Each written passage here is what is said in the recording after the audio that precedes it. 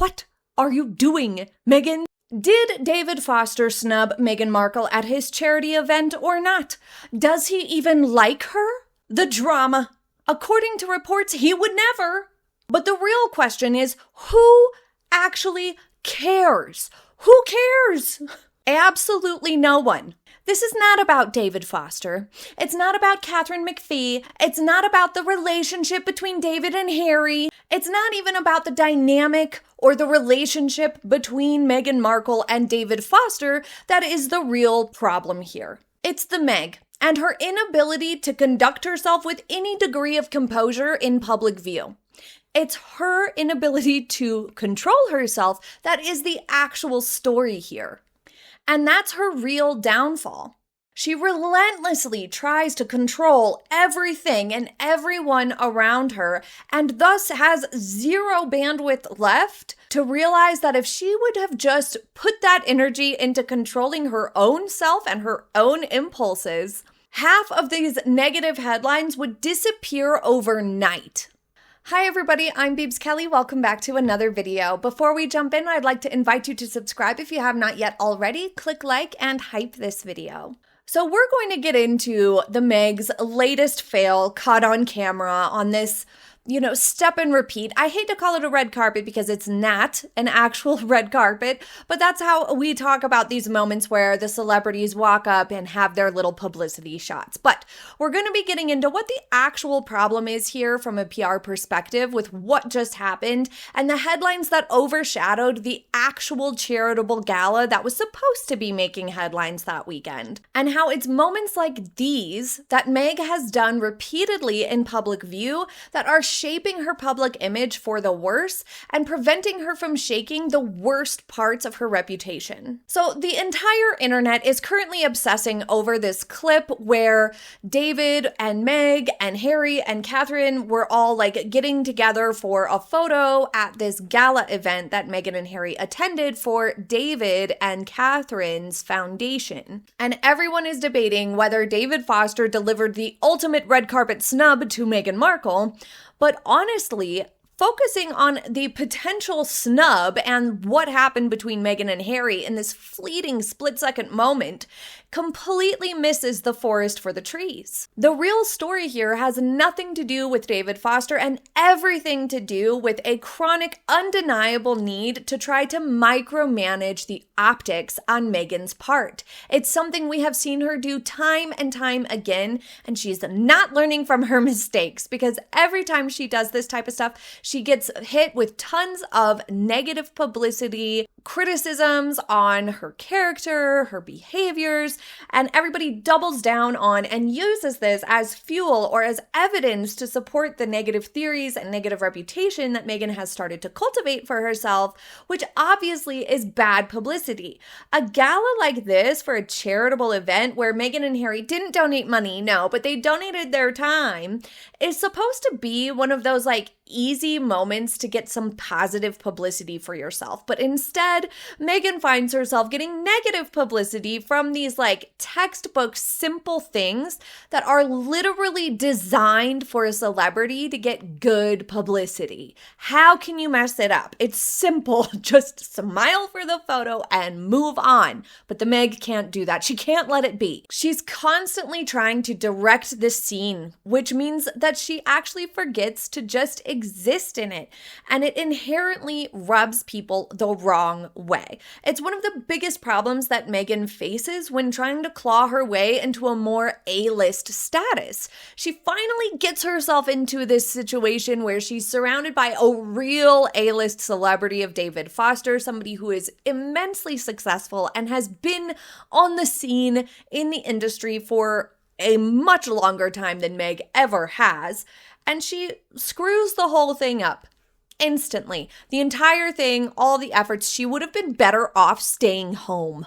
So here's the facts. This was the David Foster Foundation's 40th anniversary gala held on August 7 in Victoria, British Columbia. Prince Harry, Meghan Markle, David Foster, and his wife, Katharine McPhee, were gathering for group photos on the carpet, and a video clip caught Meghan using her hand gestures like she usually does, her hyper hand gestures, to seemingly direct David Foster on where to stand. And he appeared to walk right past her extended arm, which the internet quickly dissected as a deliberate ghosting or snub. Foster then released a statement to People magazine shutting down the rumors, stating he had already greeted the couple inside about 10 minutes prior, called them dear friends, and explained that the moment was simple positioning to get the best photograph, insisting there was no awkwardness in reality. But that doesn't really matter because Meghan was still trying to boss this man around who's like twice her age, basically. To me, it looked like Meghan was trying to position it to where she and David would be the center of the photograph. You know, she cares about who she's photographed next to and where she is in the picture. She always directs herself to be in front and or in center rather than letting anybody else be the center. And she likes to be next to whoever the star player of the moment is. And so to me, it looked like she wanted to be standing right next to David, and that's why she was directing traffic like she was. But the point, the real point from a PR perspective, is that doing any sort of gesturing, pointing, directing, telling people where to stand is the absolute wrong move, especially if you have a reputation as somebody who is bossy, difficult to work with, controlling, micromanaging, all of these things. Then you definitely don't want to be seen directing people on where they should stand. Let the adults stand where they want to. Mind your business, Meghan. But all the headlines, regardless of David Foster trying to shut it down, immediately leaned into the drama with titles like Music Legend Snubs Duchess and stories highlighting the awkwardly ignored moment for Meg. The public reaction from social media users branded the moment as controlling and micromanaging, debating whether she was overstepping her bounds as a guest, which she most certainly was from a general social etiquette perspective, most certainly. This was not her event, therefore it was not her place, and it's not her job. So let the people whose job it is direct things, or the person whose event it was, which was David and Katharine. And although Foster tried to kill the clickbait by defending Meghan, pointing out how graciously the Sussexes gave their time to the charity, it didn't really work because it was reactionary, as we are discussing in an upcoming video. Coming out after the negative headlines have started to roll never really actually settles things down. It's not as strong as that initial sensationalist, run of negative headlines. So the publicity of trying to correct the record never outweighs the initial negatives. And as we all know, this isn't the first time we've seen such behaviors from Meghan. The polo matches have created many an awkward moment and photo or video of the Meg pushing people around, pointing and directing and being super hyper about the whole thing. And it never looks good. But this time was exceptionally poor taste in etiquette on Meg's part because David has won over 25 Grammys or something crazy like that. He wrote hits for Whitney Houston, for goodness sakes. And he and Katharine have consistently been on step and repeats and red carpets and publicity junkets and tours and things like that over the last 10 years, far more than Meghan has. They're the ones with the experience. They're the ones that vastly outpace Meghan Markle and Prince Harry in terms of being used to these environments, this being their own event, and being much more engaged in this type of work or appearance than Meghan and Harry. They're more practiced in it. They're more relaxed. They're more used to it. So if anybody was going to guide anybody, it should have been them guiding Harold and the Meg, not the other way around. And it's just super cringe to see. You just want to reach out and say, know your role, Meg. Stop it. Or more politely, just chill out. Just calm down.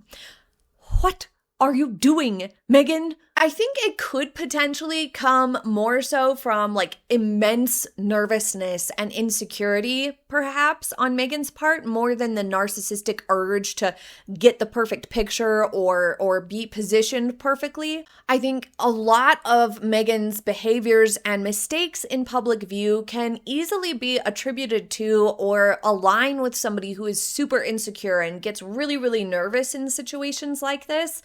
At the same time, Meg does seem to have a pattern of really wanting to manipulate the optics of things and control headlines and control narratives and get pictures to be a very certain specific way. And we know she has admitted herself to micromanaging every step of certain procedures. So it's not much of a stretch to think that she would want to micromanage these types of appearances as well. At the same time, I do think that there's gotta be some degree of just general insecurity driving some of this behavior. So I'm curious in the comments to hear what you think, if this is coming more so from a space of insecurity or micromanaging, control, narcissism, because there's obviously endless possibilities, but it kind of plays into both sides of the coin, this type of behavior. But either way, typically when somebody has, whether it's from nervousness or some sort of other place, a desire or a compulsion to micromanage and tell people what to do and point and do these sorts of things that are socially unacceptable, it's on the spouse to reel that in for you. They're supposed to be there to kind of be like, hey, remember not to point and tell people where to go, or maybe you should just chill out and take the picture like a normal person, Meghan. It would be on Harry to tell her this and to remind her of this, but he doesn't. And I think the reason is because he's used to having a secretary direct him in this exact manner. He's very accustomed to, and for years had, a private secretary at his side at every single public appearance to tell him, now you're going to stand here, Harry, smile. And Meghan has just filled that void for him since leaving the royal family. But beyond being rude to do this sort of a thing to your fellow adults and step outside the bounds of your role as a guest at an event, it also looks and feels like Meghan is swimming upstream against the current in a bad way. Instead of just being there and enjoying the moment and going with the flow and being authentically who you are, just minding your own business, existing in the space in a normal fashion, she's overthinking it and trying to control the environment and the press and the pictures and all of it. And that feels like she's going against the current. She's just trying to force it to be something else or squeeze every last drop of potential out of the moment instead of just go with the flow. It's not a guest's job to direct traffic. On a red carpet, you have organizers and publicists and photographers and people who are, their designated job is to tell people where to stand and when and how to angle themselves and who to stand with. There's already a staff member there who is doing this very thing. And when a guest, even a highly famous one, takes over that role, it breaks the social contract of the event. Meghan frequently steps into the role of director, prioritizing the blocking of a photo over natural human interaction. By trying so hard to control the external environment for the perfect picture, she loses control of her own presence. It shifts her from being a gracious participant to being an authority figure over her peers, which is why it inherently comes across as bossy rather than helpful. Because I'm sure many defenders would say she's just trying to help. Who is she trying to help? David, who has been doing this for longer than she's been alive? Are you joking? What sort of help does the Meg have to offer anyone in a situation like this? She is still a noob to these sorts of environments, quite frankly. And based on her reputation and the way she conducts herself and the negative headlines that she acquires from her appearances, then she has zero advice. She is not doing it right, clearly. So if anyone's gonna help somebody, it shouldn't be the Meg. That's for sure. But I find it very interesting that this particular type of behavior from anyone is inherently off-putting simply because of the psychology behind it, which is exceptionally important in PR. Public relations and public image management is very much about understanding the psychology of presentation and behaviors and how they are read by the public from a distance, because you have to be cognizant of the fact that your audience, if you're a public figure like Meghan is, do not know you personally. They are not sitting in your room with you actually getting to know you and living alongside you. They are watching you from afar. And so the psychology of how these things play out from afar is far more important than your one-on-one interactions or personal friendships in real life. Meghan seems to think that by saying that she has friends and have her friends, like make proclamations to the public every now and again or defend her is enough. The entire series of With Love Meghan felt like it was just trying to prove that the Meg has real life friends. That's what it felt like. And half of her guests were strangers. The other half were only about half of them actual real friends. The other half were like acquaintances or people she loosely knew. But regardless, those people may have a totally different impression of you, fine, but that's never going to change how the public perceives you. When it comes to public image and PR, it doesn't matter how many real life friends you send to your defense or try to showcase on a show to prove something.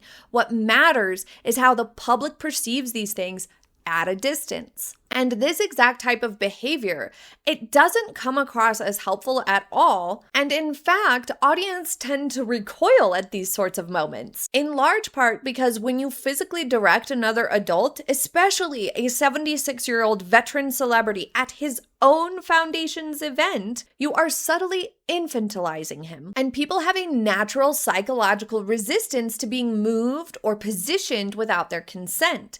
It's a complete loss of agency. Meghan is not their mother, she's not in charge, and so it's very, very off-putting when you see someone do this to another adult. Furthermore, unsolicited direction like this is a subconscious dominance display. Even if it's intended to be helpful, verbally it communicates, I know better than you do about how this should look. And on top of it, it takes people out of the moment. It shows that Meghan is more worried about the performance than the presence. We as a species are highly attuned to authenticity, which is exactly why the Meg has had such a hard time getting on people's good side. When someone is hyper fixated on the optics, ensuring everyone hits their marks or obsessing with their appearance and their reflection in the mirror constantly, they appear entirely performative. They aren't in the moment. They're managing the moment. And this makes it incredibly difficult for the public to connect with them on a warm human level. And this is a consistent pattern with Meghan, especially in regards to Harry. She's always telling him what to do, to hold hands now, to stand here, to do this, to do that, constantly. She even interrupts him and micromanages what he has to say in countless videos that I have covered of them, doing something together, talking together. Even the Oprah interview, the little things that they do together, like to just like a social media appearance together that they've done before in the past. Meghan consistently will reach over and touch Harry's knee or put her hand up to be like, oh, you're about to say that wrong. Let me say it this way, or let me reframe what you said the right way. And she'll basically repeat what Harry said, but in a slightly different manner, just because she thinks that she knows better and that the way she thinks it should be said, or the specific verbiage she wants to be said, is more important than showing basic respect to her husband. And so it feels stifling because she does it not just in what she says or what Harry says, but in body language. She's constantly touching him and pushing him and nudging him and giving him physical signals of what to do next and where to be. Constantly touching and petting and patting him all of the time. It's overbearing. It's overwhelming. It's controlling. It almost makes people's skin crawl to be shake it off and be back up.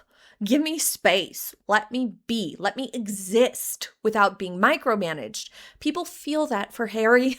And she's not doing it for Harry's benefit, or in this case, David's benefit. She's not doing it for anyone else's benefit. She's not telling David to move to try to make David look better in the picture. No, absolutely not. She was doing it because she wanted to make herself look better. She wanted the picture to have her and David in the center. She wanted to be in the center. She wanted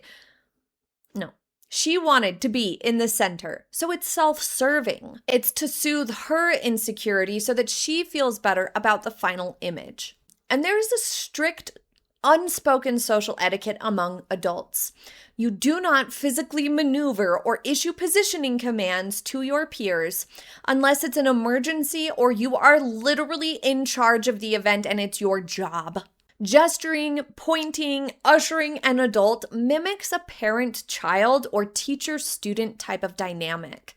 Even if she delivers the instruction with a wide smile, the physical action asserts dominance, which inherently strips the other person of their agency. Personally, I have never responded well to this type of thing in real life, and sometimes it has made the other person upset, but I simply have zero problem ignoring demands or instructions from anyone else. I just don't even respond at all. I do not care if you are doing such a thing to me. And so for someone like David, who is very, very experienced, probably quite confident, just didn't react or respond at all, just moved right on past and did what he wanted anyway. And it leaves Meghan looking ridiculous. And I would argue most adults share this.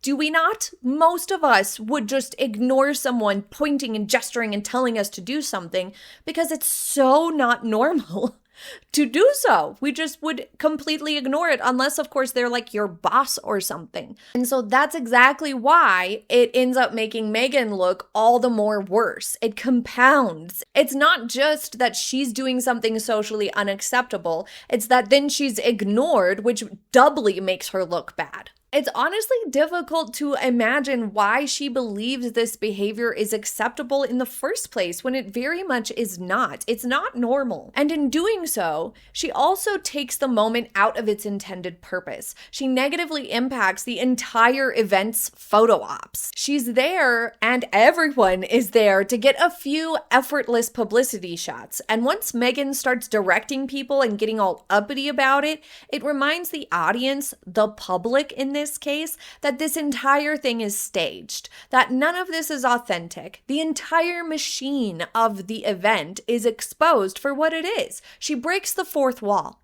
And it reminds people that this is just a transactional photo op for publicity, to boost these people's public image. So she kind of ruins it for everyone else. From a brand management standpoint, this is exactly why Meghan Markle struggles to shake the difficult and control freak labels.